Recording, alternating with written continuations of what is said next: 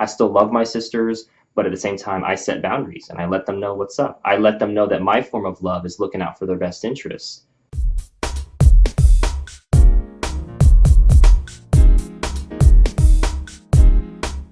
Hey, this is Lance McGowan. I have my friend Tanner Fergard here, and today we're going to be covering part 15 of our Financial Stewardship Academy, exclusively available on YouTube. And today's topic is all about keeping up with the Joneses, or not keeping up with the Joneses. Yeah, depends. Yeah. So when it comes to keeping up with the Joneses, you know, the Joneses may have the newest car on the block, the nice house, maybe the upgrades to the house, maybe their kids are going to the finest schools. Who knows what they're doing? But we're all trying to keep up with them, or maybe we don't need what they have because there's a better purpose for our money when we think about Financial Stewardship Academy. So a part of getting well and accomplishing these milestones is it's important to think about debt versus cash and the cycle that it can create. So when it comes to debt, this is where your finances control you. So this looks like, you know, you spend more than you make, you borrowing to maintain current lifestyle, and you're paying off one debt and adding another. And so the debt cycle, it's called a cycle because it just keeps repeating and going in a circle and a circle and a circle. And when if I was trying to keep up with the Joneses, this is what would happen. You know, I try to keep up with their car, their house, the upgrades to the house, where their kids are going, you know, like the clothes, the shoes, the gadgets, the technology, more debt, more cycle, more, yeah, it's temporary happiness, like, oh, I'm keeping up with the Joneses, but, you know, behind closed doors and on the bank account and looking at my financial goals, it's like, man, this is not sustainable, and it's not ultimately filling a purpose or need that gives me significance and honors God. Absolutely. You know, that's one of the things I thought is hilarious. We spend all this money, get into all this debt to impress people that we don't really care about or don't really care about their opinion. We just want them to think that we're successful because we see that they just got a new car. So if Mr. and Mrs. Jones just got the car, that means that, oh crap, they're doing better than me and I need to go get that car. Mm-hmm. Or I need to go get a better car. And that's kind of really how that cycle just goes. Mm-hmm. So when you're in a cash cycle versus a debt cycle, mm-hmm. this is really how your life could look, right? Okay. You have control of your finances, you're debt free. I mean, could you just imagine waking up one day not owing anybody anything? So you're saying no credit card debt, nothing. No student loan debt, nope. No car debt, no even house payment? Not unless it's for a tax purpose. Okay, well, there you go. Hey, yes, just the stress itself that would just be out of your life, and just waking up every day. I think that you'd probably even get a better sleep at night because of that as well. Paying these things with cash instead of borrowing. I mean, could you imagine? They always say cash is king, and there's a reason for that. It's typically because you walk into either buy a house or buy a car with cash, they're going to treat you a little bit differently for starters. Mm-hmm. And secondly, you're probably going to get a better deal doing it as well, and it's not going to put you back. It's going to always continue to be able to put you forward. Consistently funding investments, savings, and assets. This is never anything that I would say you ever stop really doing. You always want to continue to fund your assets. I don't know how many times I could say that, but it sounds so much better than funding your debts, right? Because that's really what you're doing. But is a house an asset? It depends, right? Is it paying you? If it's not paying you, then it is an asset. It's just an asset to the person that is paying. So whether the bank owns it, then it's an asset to the bank. It's a liability to you. And when you say paying me, it would have to be paying me more than I'm paying the bank. Yes. Yes. So if I'm paying $2,000 for mortgage, utilities, and property taxes, then if I'm using as a rental property, I would need to be paying getting $2,001 or more for it to be an asset. Or potentially a little more than $1 an asset. But yes, same principles apply. Yeah. Anything that leaves you positive at the end of the month, I would more or less consider an asset if it doesn't cost you much or anything at all to be able to have. Mm-hmm. Makes sense. So as you can see, keeping up with the Joneses can be very expensive. Some people have the last name of Jones, and so we apologize for this. But the point is that we want to get out of a debt cycle and get into a cash cycle by not comparing ourselves to other people, but by really just looking at how we can, number one, honor God, and how we can set ourselves free and not be a slave to the lender, and really look at is something really an asset or is it a liability? Am I getting cash flow from it that pays off all my expenses, or is it something that I'm paying into? And so, that's the ultimate thing to keep in mind.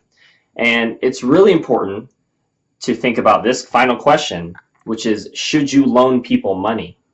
Oh man, that is a question I get. I don't even know if I added them all up or if I had a nickel for every time I got asked that.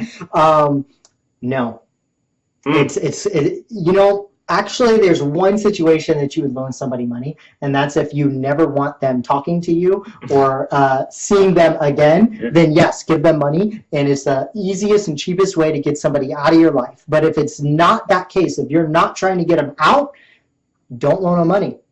It's the biggest misconception that I've seen with people is since 2/3 of our population is living paycheck to paycheck already. Mm-hmm. So you're already not in a good enough position to be able to help them out. So instead of getting yourself into a position, kind of feeding yourself first before you start feeding somebody else, or on the plane, I know the stewardess always says, put your own oxygen mask on before you help somebody else with theirs. Mm-hmm. There's a reason for it. It's not to be malicious or anything, but if you're struggling, then how are you going to help?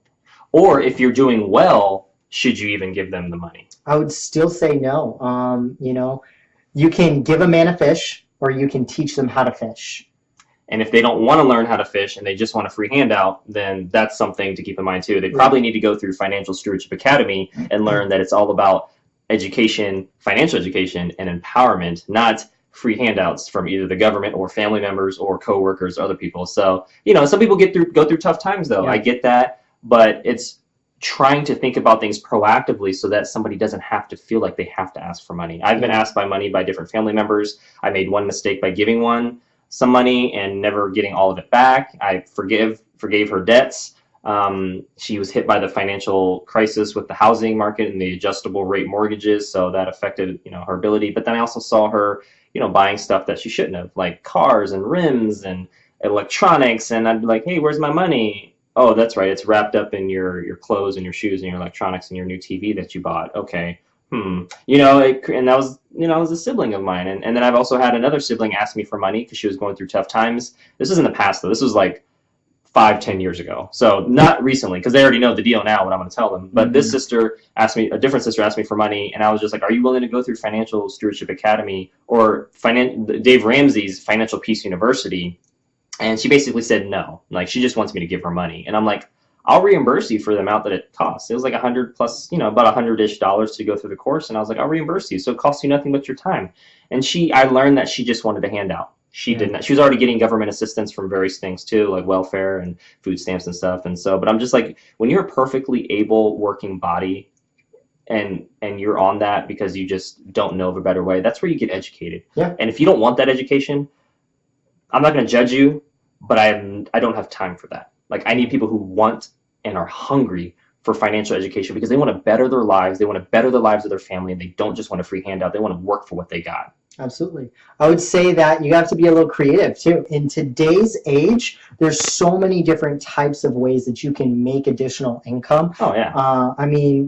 We have a video that we talked about some of those things. Oh yeah. And but just Ubering, Lyft, Airbnb, yes. Fiverr. You have affiliate marketing, you have network marketing, you have Amazon reseller. Yes. I mean, I could just keep going on and on and on. A lot of these you can work from home or you leverage your car. Yeah. I mean, there's writing reviews. I mean, there's even online stuff that you don't have to go anywhere, just like you said. Yeah.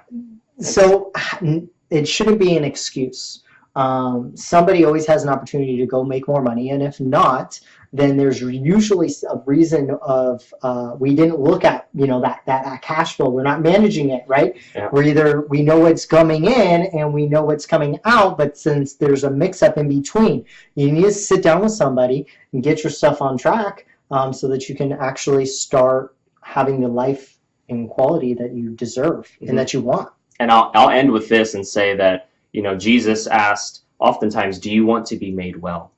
And the answer to that question would determine whether or not he would even heal them. They have to have faith, and they have to want to be made well. And I think when it comes to people's financial situation, they have to want to be made well. And that's all about what this step is we're trying to get well. Yeah. And if people don't really want wellness, they just want a handout, then we can't help them. And I think sacrificing that relationship, or at least putting a boundary there and being very clear but respectful about it, even at the detriment of the intimacy of that relationship, I think is going to be key. I still love my sisters, but at the same time, I set boundaries and I let them know what's up. I let them know that my form of love is looking out for their best interests, just like Jesus was his best interests. He looked out for our best interests by dying on the cross for our sins. And so it's so important for us to do the same thing with regards to this situation. And my sisters now know the deal. They don't ask me because they know I lovingly will tell them, you can go through Financial Peace University and let me know how you're doing along the way, and I'll reimburse you, or at least, after you do that, I can see what your budget is, how your game plan for getting out of debt, your game plan for savings, your game plan for investments. And once I know that, I will feel very uncomfortable because I'm making an investment in you as an individual, and I want to know that my money's going to good use and not just electronics, clothes, cars, rims, stuff that is very consumeristic, so that's the main thing. When you complete this step, make sure to leave your comment below and with the date completed and your celebration for this destination. And if you've ever loaned somebody money before, let us know and how that went, or if you would never loan somebody money and why that is too.